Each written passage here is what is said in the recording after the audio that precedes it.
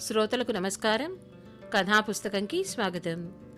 ఈరోజు మనం శ్రీమతి దర్బా లక్ష్మీ అన్నపూర్ణ గారు రాసిన సంధ్యాకాంతిలో స్వర్ణరాగాలు అనే కథను విందాం. ఈ కథను ఒక సామాజిక మాధ్యమం నుంచి సేకరించడం జరిగింది. ఇక కథలోకి వెళ్దాం. అమూల్య అమెరికా నుంచి స్వదేశానికి వచ్చింది. ఎయిర్పోర్ట్ నుంచి టాక్సీలో ఇంటికెళ్తోంది. ఆమెను స్వాగతించటానికి ఆమె పిన్ని కొడుకు ప్రభాకర్ వచ్చాడు. అన్నయ్య రాకుండా తననెందుకు పంపించాడు అని అమూల్య సందేహపడుతూ ఉంటుందని గ్రహించిన ప్రభాకరు అందుకు వివరణ ఇస్తున్నట్టుగా అన్నాడు. అసలు నిన్ను రిసీవ్ చేసుకునేదానికి శేఖరన్నయ్యే వద్దామనుకున్నట్ట. కానీ అనుకున్నట్టుగా సింగపూర్ నుంచి రాలేకపోయాడు. అక్కడికి వెళ్లిన పని ఇవాల్టితో గాని పూర్తవ్వలేదట. రేపటికల్లా అమూల్య ఎదురుగా ఉంటాను అని చెప్పమన్నాడు నీతో అన్నాడు ప్రభాకరం. అమూల్య ఈ మాట విని ముక్తసరిగా అలాగా అని ఊరుకుంది. ఆమె వదనంలో ఎక్కడా ప్రసన్నత లేకుండా అలజడితోటి అశాంతితోటి కూడుకున్నట్టుగా ఉంది. అవును మరి, గుండెల్లో ఆవేదన ఆక్రోశం పొంగుకొస్తూ ఉంటే కళ్లల్లో చందన పూతలాంటి భావం ఎక్కడి నుంచొస్తుంది మరి? ఆ ఆవేదన కూడా ఏదో ఈ క్షణంలో పుట్టుకొచ్చింది కాదు. సంవత్సరం నుంచి గుండెల్లో రగిలిపోతున్న మంటల తాలూకు ఛాయలు. ప్రభాకర్ ఏవో సరదాగా కబుర్లు చెప్పి ఆమె పెదవుల మీదకి చిరునవ్వులు తెప్పించాలని ప్రయత్నించి విఫలమయ్యాడు. ఈ కబుర్లకేం గాని పిన్ని ఎలా ఉందో చెప్పు, కన్నతల్లిని జాగ్రత్తగా చూసుకోవాలన్న విషయాన్ని గుర్తుంచుకొని జాగ్రత్తగా చూసుకుంటున్నావా అంటున్న అమూల్య గొంతులో వ్యంగ్యం ధ్వనించింది. ఆ వ్యంగ్యం ఎందుకో అర్థం చేసుకున్న ప్రభాకర్ తనలో తనే నవ్వుకున్నాడు. యువతలి వాళ్లు చూపించే మంచితనం రాణించాలి అంటే ఆ మంచితనాన్ని అందుకునే వాళ్లల్లో కూడా కొంచెం యోగ్యత సంస్కారం ఉండాలి. మనని ఇంతవరకు పెంచి పెద్ద చేసిన వాళ్ళని మనం జాగ్రత్తగా చూసుకోవాలి, సుఖపెట్టాలి. అది మన చిన్నవాళ్ల బాధ్యత కాదనను. కానీ రోజులు సజావుగా నడవడానికి పెద్దవాళ్ల సర్దుబాటుతనం సహకారం కూడా ఎంతో అవసరం. అంతేగాని వాళ్లు కూడా అర్థం పర్థం లేని ఆవేశకావేశాలకి లోనవుతూ చిన్నవాళ్లని ఇరుకున పెట్టేస్తుంటే ఎలా? ఈ చిన్నవాళ్ల అవగాహన అనుభవం ఎంతటివని? తెలియక ఏదో చిన్న పొరపాటు చేసినా వాళ్ల అసలు మనస్తత్వాన్ని అర్థం చేసుకుని చూసి చూడనట్లుగా వదిలేస్తే రోజులు ప్రశాంతంగా గడుస్తాయి. కన్నపిల్లల అనాదరణకి గురవుతున్న పెద్దవాళ్లు ఈ రోజుల్లో ఎంతోమందున్నారు. నిజమే, వాళ్ల పట్ల మనకి దయ అనేది ఉండాలి. కానీ ఇంకో వర్గం కూడా ఉంది. పిల్లలు ఎంత చేసినా తృప్తి చెందకుండా ఏదో ఒక విధంగా వాళ్ళని కాల్చుకు తింటూ ఇంట్లో ప్రశాంతత అనేది లేకుండా చేసే పెద్దవాళ్లు కొద్దిమంది ఉన్నారు. సమస్యనెప్పుడూ నిష్పక్షపాతంగా చూడాలి.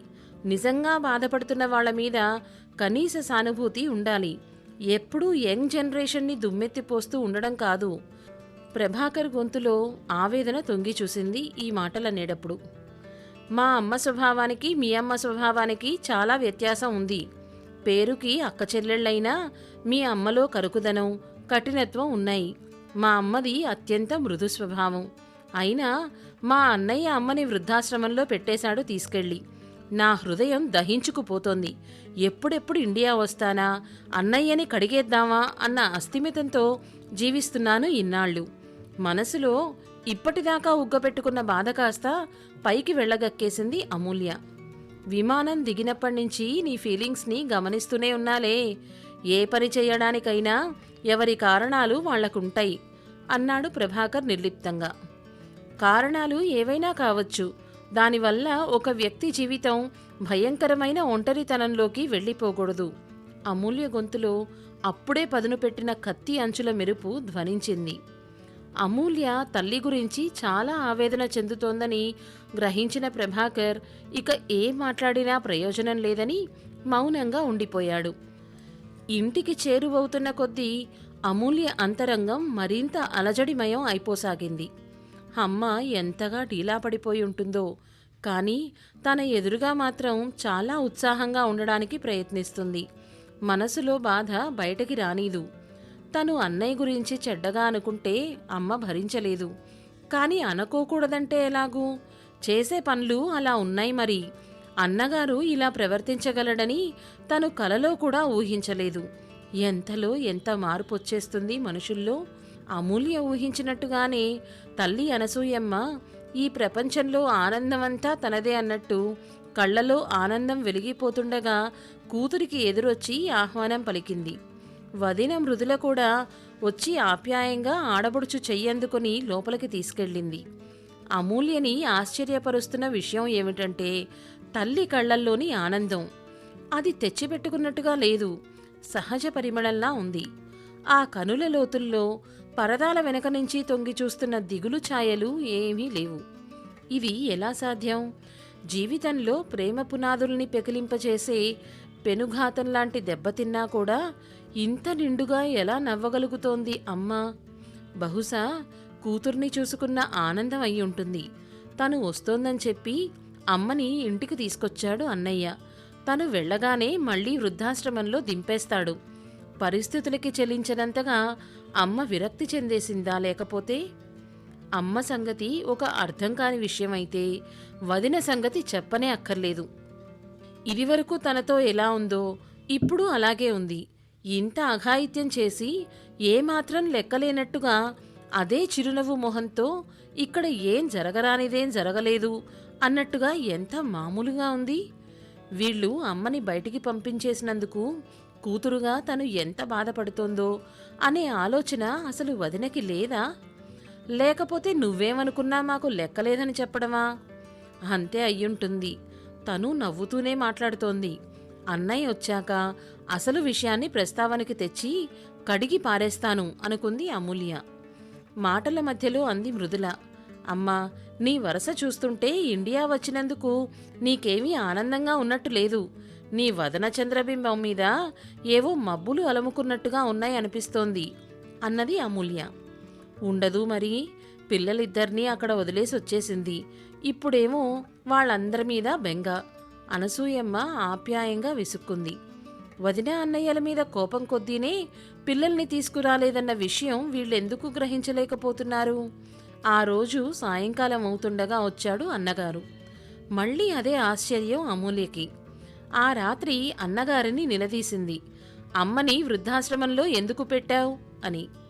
గంభీరంగా ఓ చిరునవ్వు నవ్వి ఊరుకున్నాడు. అంతకన్నా ఏం చేయగలళ్లే అనుకుంది అమూల్య అక్కసుగా. మర్నాడు మృదుల అమూల్యని అత్తగారిని తీసుకుని ఆశ్రమానికి బయలుదేరింది. మనసులో ఆ ఆశ్రమాన్ని చూడడం అయిష్టంగా ఉన్నా తల్లి ఉండే పరిసరాలు ఎలా ఉన్నాయో చూడాలన్న ఉద్దేశంతో బయలుదేరింది అమూల్య. అమ్మని ఈసారి అక్కడికి పంపించకుండా ఆపాలని ఒక నిర్ణయం మనసులో తీసుకున్నా అసలు అక్కడ ఉండే వృద్ధుల పరిస్థితి ఎలా ఉంటుందో చూడాలనే ఉద్దేశంతో బయలుదేరింది. ఆశ్రమానికి చేరుకుని లోపలి హాల్లోకి వెళ్ళగానే అక్కడ కనిపించిన దృశ్యాలు అమూల్యని ఆశ్చర్యానికి గురిచేశాయి. కారణం, ఆమె ఊహించుకున్న దృశ్యాలు వేరు, అక్కడ కనిపిస్తున్నది వేరు.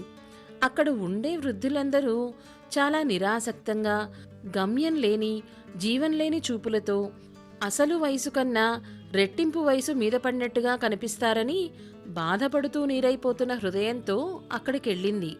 కాని ఆ ఆశ్రమంలో మాత్రం ఉత్సాహం ఉరకలు వేస్తున్నట్టుగా ఉంది. అందరి కళ్లల్లోనూ జీవితం పట్ల అంతులేని ఆసక్తి. ఎక్కడికో ఇష్టమైన గమ్యానికి చేరుకోవడానికి పరుగులు పెడుతున్నట్లు ఉన్న చూపులు. ప్రతి వారి కదలికలో ఒక విధమైన చైతన్యం. అమూల్యని అప్రతిభురాల్ని చేశాయి ఇవన్నీ. హాల్లో అక్కడక్కడా అమర్చబడి ఉన్న పూల కుండీలు వాతావరణాన్ని ఆహ్లాదపరుస్తున్నట్టుగా ఉన్నాయి. ఒక స్త్రీ సిగనిండా పూలు ముడుచుకొని నుదుటను దిద్దుకున్న కుంకుమతో కళకళ్లాడుతూ 4-5 పిల్లలకి సంగీత పాఠాలు నేర్పుతోంది. ఆ పిల్లల్లో ఒక అమ్మాయి స్వరాన్ని సరిగ్గా అందుకోలేకపోతోంది అన్న సందేహం వచ్చినట్లుంది ఆవిడికి. మిగతా వాళ్లని ఆగమని చెప్పి ఆ అమ్మాయి చేత ప్రత్యేకంగా వల్లె వేయిస్తోంది. తన ఎదురుగా కూర్చున్న వాళ్ళందరికీ చక్కటి సంగీత పాఠాల్ని నేర్పాలన్న ఉత్సాహం ఆవిడ కళ్లల్లో జ్యోతిలా ప్రకాశిస్తోంది. మరో పక్క ఓ పెద్దాయన 10 మంది పిల్లల్ని కూర్చోబెట్టుకుని లెక్కలు బోధిస్తున్నారు. ఆయన తీరు చూస్తుంటే చుట్టూ ఉన్న ప్రపంచాన్ని పూర్తిగా మర్చిపోయినట్టున్నారు. అక్కడ కూర్చున్న పిల్లలందరూ దిగువ మధ్యతరగతి పిల్లల్లా ఉన్నారు. ఇంకో పక్క ఒక పెద్దావిడ ఇద్దరు ఆడవాళ్లకి స్వెటర్ ఎలా అల్లాలో నేర్పిస్తోంది. మరికొంతమంది మొక్కలకి పాదులు చేయడంలో నిమగ్నమై ఉన్నారు. ఏ పని చేయడానికి ఓపిక లేని వాళ్ళు హాల్లో వేసున్న బెంచీల మీద కూర్చొని కబుర్లు చెప్పుకుంటున్నారు. మొత్తం మీద అక్కడ ఒక చైతన్య స్రవంతి పారుతున్న భావన కలిగింది అమూల్యకి. వీళ్ళందరి మనసుల్లో తన వదినగారికేదో ప్రత్యేక స్థానం ఉంది. వాళ్ళు ఆమెని పలకరించే ఆ తీరులోనే ఆ విషయం తెలుస్తోంది.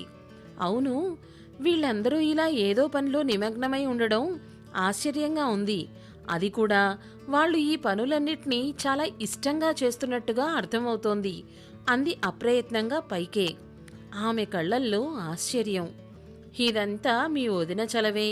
వృద్ధాశ్రమాలంటే పిల్లలకి భారమైన పెద్దలు ఉండే ఆశ్రమం కాదని, ఇది వృద్ధుల పాలిటి ఆనందాల హరివిల్లని, వాళ్ళకి ఇష్టమైన మరో ఇల్లని అనిపించేలా చేసింది మీ వదిన అంటూ అనసూయమ్మగారు కోడలి వైపు ఆప్యాయంగా చూస్తూ అన్నారు. అమూల్యకి హృదయంలో పన్నీటి జల్లు కురిసినట్టయింది. వదిన మంచి మనసున్న మనిషి. ఆ ఆలోచనే ఆమె మనసుకి హాయిగా అనిపించింది. ఆమె వదినగారి వైపు తిరిగి ఏదో అనేలోపు మృదులని ఎవరో పిలిచారు. అక్కడే ఉన్న బెంచి మీద కూతుర్ని కూర్చోమని చెప్పి తను కూడా కూర్చున్నారు అనసూయమ్మగారు. తన మనసులో మాటని చెప్పడం ప్రారంభించింది. అమ్మలు, నన్ను వృద్ధాశ్రమంలో చేర్పించారని తెలియగానే నువ్వు చాలా బాధపడిపోయి ఉంటావని తెలుసు. ఇక్కడి పరిస్థితులన్నిటినీ నీకు ఫోన్లో వివరంగా చెప్పాలనుకున్నాను. కానీ ప్రత్యక్షంగా చూస్తున్నప్పుడు కలిగే ఆశ్చర్యంతో పాటు నీ కళ్ళల్లో కలిగే ఆనందాన్ని స్వయంగా చూడాలనిపించి చెప్పలేదు. అసలు అన్నయ్యకి కానీ వదినకి కానీ నన్ను ఇక్కడ చేర్పించాలన్న ఆలోచన ఎలా వచ్చిందో తెలుసా? నేను ఇంట్లో ఒంటరిదాన్నైపోయానని, నా వయసు వాళ్లతో నేను సరదాగా కబుర్లు చెప్పుకుంటూ గడపాలని వాళ్ల కోరిక. పేరుకి నన్నిక్కడ చేర్చారన్న మాటే కాని రోజూ సాయంకాలం ఇంటికి తీసుకెళ్లేవాళ్లు. ఇక పండగలకి, పబ్బాలకి, పిల్లల పుట్టినరోజులకి ఇంటికి తీసుకెళ్లేవాళ్లు. అలా నన్ను తీసుకెళ్లడానికి వచ్చినప్పుడు ఇక్కడ వృద్ధుల పరిస్థితి చూసింది వదిన. ఎవరికైనా సరే ఇక తమ జీవితం వ్యర్థమని, ఇక తమ వల్ల ఎవరికీ ఎటువంటి ప్రయోజనం లేదని, ఉండదని అనిపించినప్పుడు జీవితం నిస్సారమైపోయినట్టు, నిరర్థకమైపోయినట్టు అనిపిస్తుంది. ఆశ్రమంలోని ప్రతివారిని పేరు పేరున పలకరించింది వదిన. వాళ్ళకి ఏ ఏ విద్యల్లో ప్రావీణ్యముందో తెలుసుకొని నేర్చుకునే ఆసక్తి ఉన్నవాళ్ళని నేను తీసుకొస్తాను, మీరు మీ విద్యల్ని వాళ్ళకి నేర్పుతారా అని అడిగింది. ఈ వయసులో ఇంకొకరికి ఏదైనా నేర్పించగలం అన్న ఆలోచన, అవకాశం వాళ్లల్లో నూతన ఉత్తేజాన్ని నింపింది. ఫలితంగానే ఈ సంగీతం క్లాసులు, లెక్కల ట్యూషన్లు ఇవన్నీను. అటు చూడు, ఆ సంగీతం నేర్పుతున్న వర్ధనమ్మగారు తను సంగీతం నేర్పుతున్న అమ్మాయిల్లో పి సుశీలలా శ్రావ్యమైన గొంతున్న అమ్మాయి ఉందిట. ఆ అమ్మాయి తన దగ్గర సంగీతం నేర్చుకుని అద్భుతమైన గాయని కావాలి అన్నది ఆ పెద్దావిడ కల. కలలు కనే మనసెప్పుడు కళకళ్లాడుతూనే ఉంటుంది అమూల్య. అలాగే ఇక్కడ లెక్కలు చెబుతున్న పురుషోత్తమరావు గారు తన దగ్గర లెక్కలు నేర్చుకుంటున్న పిల్లల తెలివితేటలకి తెగ మురిసిపోతూ ఉంటారనుకో. లేచిన దగ్గర్నుంచి వాళ్ళకి ఇంకా బాగా అర్థమయ్యేలా ఎలా చెప్పాలి అన్నదే ఆయన ఆలోచన. తన వల్ల ఏదో ప్రయోజనం ఉంది అన్న ఆలోచనే ఉత్సాహాన్ని, ఆరోగ్యాన్ని ఇస్తుంది. పనులు చెయ్యలేని వారు చూసి ఆనందిస్తూ ఉంటారు. వీటన్నిటినీ అధిగమించి ప్రతిక్షణం దైవధ్యానంలో ప్రశాంతంగా ఉండగలిగే వాళ్ళకి బాధే లేదు. మేమందరం ఖాళీగా కూర్చున్నప్పుడు హాయిగా కబుర్లు చెప్పుకుంటాం, ఆధ్యాత్మిక విషయాలు చర్చించుకుంటాం. అమ్మలు, ఇక్కడికొచ్చాక కొన్నాళ్ల క్రితం ఆగిపోయిన జీవితం మళ్లీ ప్రారంభమైనట్టుగా ఉంది నాకు అంటూ అనసూయమ్మగారు తృప్తిగా, ఆనందంగా ఇలా చెబుతూ ఉండగానే పురుషోత్తంరావు గారు పిల్లల్ని పంపించేసి వీళ్ల దగ్గరకొచ్చారు. ఇవాళ పిల్లలకి సెలవు రోజు కావడంతో పిల్లలకి ఇంకో గంట ఎక్కువసేపు పాఠాలు చెప్పాను. పిల్లలు మహా బుద్ధిమంతులమ్మా, చెప్పిన పాఠం చక్కగా వింటారు. వాళ్ళకి ఇంకా చెప్పాలనిపిస్తుంది. రేపటిదాకా మళ్ళీ వాళ్ళ కోసం ఎదురు చూస్తూ ఉంటాను నేను అని చెప్తున్న ఆయన ఆనందాన్ని మనస్ఫూర్తిగా ఆస్వాదిస్తున్నారు అన్న విషయం ఆయన కళ్ళల్లో వెలుగు చూపుతోంది. అమ్మా, నీ పేరేంటమ్మా అన్నారాయన అమూల్యను ఉద్దేశించి. అమూల్య అండి అని చెప్పింది. మా అమ్మాయి అమెరికాలో ఉంటుంది. అనసూయమ్మ గారు పరిచయం చేశారు. మీ వదినే మా జీవితాల్లోకి వెలుగు తెచ్చింది తల్లి. మీ అమ్మగారు ఈ ఆశ్రమంలోకి ప్రవేశించినప్పుడు మాలాగే అయిన వాళ్ళకి భారమైన మరో మనిషి ఇక్కడ ప్రవేశించింది అనుకున్నాం. కానీ వృద్ధాశ్రమాలకే ఒక కొత్త రూపు, ఒక కొత్త కళ ఈ తల్లి ద్వారా రాబోతున్నాయని మేము ఊహించలేకపోయాం. మీ వదిన మృదుల ఇక్కడ ఉన్న వృద్ధుల పిల్లలందరినీ సమావేశపరిచి మంచి మాటలు చెప్పింది. పిల్లలకి పెద్దల పట్ల మళ్లీ గౌరవాభిమానాల్ని చిగురింపచేసింది. ఈ వయసులో మా అందరికీ అంతకన్నా తీపి కబురు ఏం కావాలి? నెలలో 2-3 సార్లైనా ఇంటికెళ్ళొస్తాం. పిల్లలందరూ అనుకునేంత చెడ్డవాళ్లు కాదు. పెద్దవాళ్లు ఆశించే మంచి చెయ్యలేక ఆ ఘర్షణలో పూర్తిగా చెడ్డవాళ్లైపోవడానికే మొగ్గు చూపుతారు. పండగలకి ఎవరైనా బంధువులు ఇంటికి వస్తున్నారన్నప్పుడు మేము ఇంటికెళ్తాం. ఇద్దరూ ఉద్యోగస్తులైనప్పుడు ఇంట్లో మాత్రం ఒంటరితనమే కదా. ఇంటికి వెళ్ళినా మళ్ళీ ఇక్కడికి ఎప్పుడెప్పుడు వద్దామా అనిపిస్తుంది. ఎందుకంటే పిల్లలు మమ్మల్ని పూర్తిగా మర్చిపోవడానికే ఇక్కడ వదిలేశారు అన్న పరిస్థితి ఉంటే ఇది నరకంలాగా అనిపిస్తుంది. వాళ్ల ఇళ్లల్లో మనసుల్లో మా స్థానం పదిలంగానే ఉంది అని తెలిసినప్పుడు వృద్ధాశ్రమాలు కూడా ప్రేమాలయాలే అవుతాయి. ఇదంతా నీకెందుకు చెప్తున్నానంటే నీకు కూడా ఎక్కడైనా వృద్ధాశ్రమం తటస్థిస్తే దానిని ఇలాగే బృందావనంగా మారుస్తావని అంటూ చెప్పడం ముగించి ఆయన చిరునవ్వు నవ్వారు. ఆ తర్వాత ఆశ్రమంలో ఉంటున్న తల్లిదండ్రుల్ని చూడడానికొచ్చిన పిల్లల దగ్గరికి కూతుర్ని తీసుకెళ్లి పరిచయం చేసింది అనసూయమ్మగారు. పెద్దవాళ్లకి వయసులో వచ్చే చాదస్తం వల్ల, మనకుండే పని ఒత్తిడుల వల్ల మనకి వాళ్ల పట్ల ఒక విధమైన అసహన భావం ఏర్పడుతుంది. దాంతో వాళ్లకి మన పట్ల అసంతృప్తి ఏర్పడుతుంది. తప్పని పరిస్థితుల్లో ఎంతో బాధపడుతూనే మా పెద్దవాళ్లని ఇక్కడ చేర్పించాం. ఈ సందర్భంలోనే అందరూ ఒక పొరపాటు చేస్తారు. తప్పు చేశామని పెద్దవాళ్ల నుంచి చిన్నవాళ్లు ఇంకా ఇంకా దూరంగా జరిగిపోతూ నలుగురి దృష్టిలో దుర్మార్గులుగా మారిపోతారు. అలా కాకుండా ఇరుపక్షాలని ఆనందంగా ఉంచే మార్గం ఇంకొకటి ఉంది అని మృదుల గారు మాకు తెలియచెప్పారు. ఇప్పుడు ఎవరి పట్ల అపరాధభావం లేదు. అందరి ఆలోచనలు ఆరోగ్యకరంగానే ఉన్నాయి. అలా అని పెద్దవాళ్లందరినీ వృద్ధాశ్రమాలకి పంపమని కాదు. ఇల్లు జైలుగా మారినప్పుడు, ఒంటరితనం వేధిస్తున్నప్పుడు ఇలా నలుగురి మధ్యన ఉండడమే మంచిదనిపిస్తుంది అన్నారు వాళ్ళు. ఆ సాయంత్రం ఇంటికెళ్ళాక అన్నగారికి క్షమాపణలు చెబుతూ వదినగారిని ప్రేమగా కౌగలించుకుంది అమూల్య. ఏ కొడుకు దుర్మార్గుడు కాదు, ఏ కోడలు దుర్మార్గురాలు కూడా కాదు. సమస్యకి సరైన రీతిలో పరిష్కారం చెప్పుకోవడంలోనే ఉంది. లేకపోతే నిస్సహాయితే దుర్మార్గంగా మారుతుంది అనుకుంది అమూల్య. సమాప్తం. ఇదండి కథ. వృద్ధాశ్రమాల్లో ఉన్న పెద్దల దగ్గరికి వెళ్ళినప్పుడు వారిని జాలితో చూడకండి. మనకి తెలియదు కదా, వాళ్ళు దానిని ఆనందంగా స్వీకరించే అక్కడికి వచ్చారేమో. ఎప్పుడూ తల్లిదండ్రుల్ని ఆశ్రమంలో చేర్పించారు అని పిల్లల్ని చిన్నచూపు మాత్రం చూడొద్దు. ఎవరి పరిస్థితులు ఎలా ఉన్నాయో మనకి తెలీదు. అర్థం చేసుకోవడానికి ప్రయత్నించండి. వీలైతే మీకు కుదిరినప్పుడల్లా ఆ ఆశ్రమానికి వెళ్ళి మీకు తోచినంత సేవ చేయండి. ఈ కథ మీకు నచ్చిందా? నచ్చినట్లయితే లైక్ చేయండి, షేర్ చేయండి. మరిన్ని సామాజిక, సందేశాత్మక, వినోదాత్మక కథలు వినాలి అనుకుంటే కథాపుస్తకం ఛానల్ని సబ్స్క్రైబ్ చేసుకోండి. ధన్యవాదాలు.